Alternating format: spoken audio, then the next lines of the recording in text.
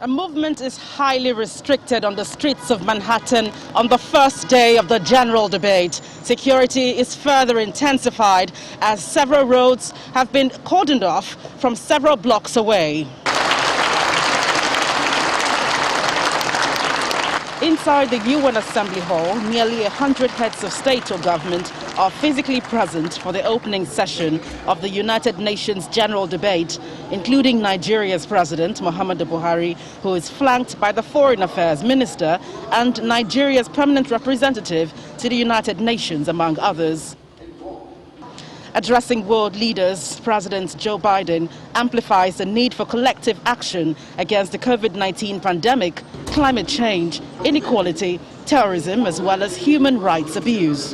And as we strive to make lives better, we must work with renewed purpose to end the conflicts that are driving so much pain and hurt around the world.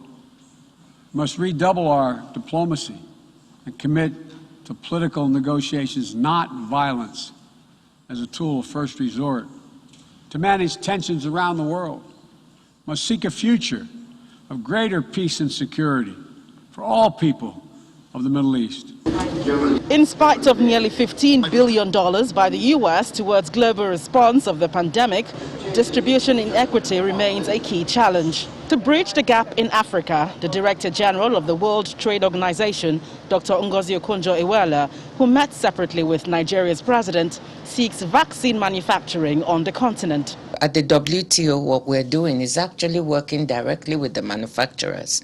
We're helping them monitor their supply chains, which are very complicated, to see what are the bottlenecks they have, what are the regulatory issues they face, how can we facilitate trade.